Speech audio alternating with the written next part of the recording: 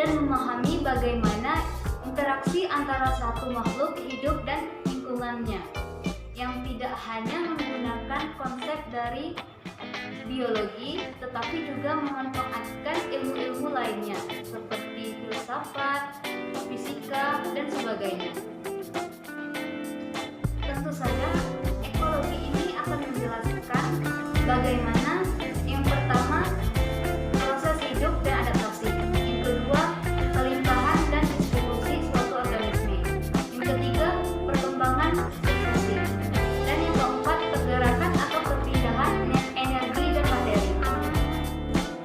Pada abad ke-19 atau abad ke-20-an, seorang ahli ilmuwan Inggris bernama Charles Elton meneliti berbagai populasi yang ada di satwa liar yang menggunakan konsep dari teknologi, berupa ada pola distribusi, bagaimana habitat, terus bagaimana kelimpahan suatu organisme tersebut, dan puncaknya Introduction of Ecology, atau di mana bumi ini butuh ilmu ekologi, yaitu setelah Perang Dunia Kedua, sehingga muncullah berbagai teori seperti adanya teori buku Mendel dan teori Darwin.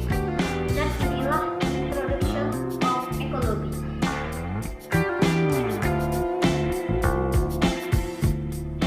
Ekologi telah mengalami diversifikasi dengan ilmu yang lainnya, sehingga menghasilkan nilai-nilai terapan yang membawa manfaat bagi keberlangsungan hidup manusia. Contohnya saja itu di bidang pertanian dan kesehatan. Nah, di sini si ekologi dapat memanfaatkan bagaimana predator atau hubungan antara predator dan mangsa yang dapat mengendalikan populasi hama dan penyakit pada kualitas pertanian. Dan jika seandainya telah terjadi penyakit, maka dapat memanfaatkan dengan ilmu kesehatan. Selanjutnya di bidang peternakan, seperti bagaimana pengendalian hama pada hewan-hewan ternak. Pada bidang perikanan pun sama, pengendalian hama si ikan tersebut, dan yang terakhir ada konservasi satwa-satwa liar dan sebagainya. Yang pertama kita akan bahas dulu tentang hukum minimum Newton, di mana hukum ini menyatakan suatu organisme tidak lebih kuat daripada rangkaian gelombang dari rantai kebutuhan ekologinya. Nah, teori ini pun adalah bidang evolusi. Sebuah studi oleh Presiden Dawson tahun 2017